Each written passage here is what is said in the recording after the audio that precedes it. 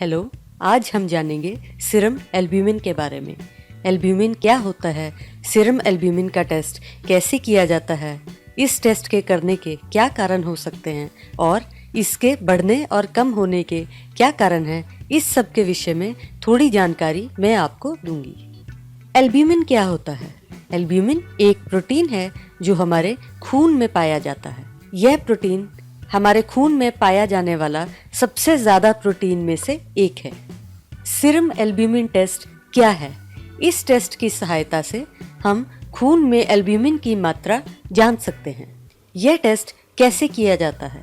इस टेस्ट के लिए एक खून के सैंपल की आवश्यकता होती है जो कि पेशेंट के बाजू से लिया जाता है। क्या इस टेस्ट से पहले किसी खास तैयारी की ज़रूरत है? नहीं, इस टेस्ट से पहले किसी खास तैयारी की ज़रूरत नहीं है, लेकिन आमतौर पे सुबह का सैंपल प्रेफर किया जाता है। यह टेस्ट करने के लिए डॉक्टर क्यों कहते हैं?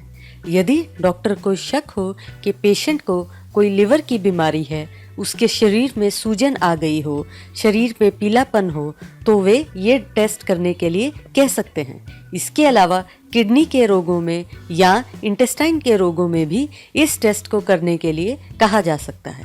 सीरम एल्ब्यूमिन का नॉर्मल रेंज क्या है?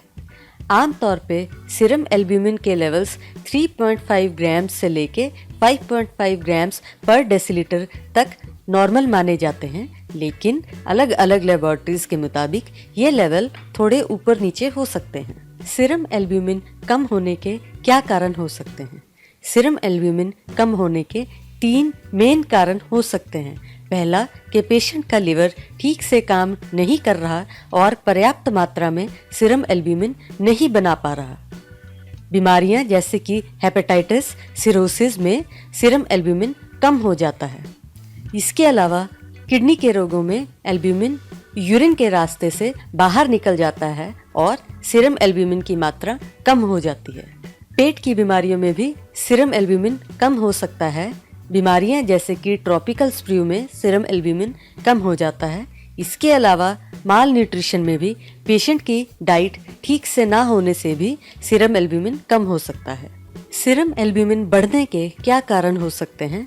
आमतौर पे डिहाइड्रेशन की वजह से, पानी की कमी से सीरम एल्ब्यूमिन थोड़ा सा बढ़ सकता है।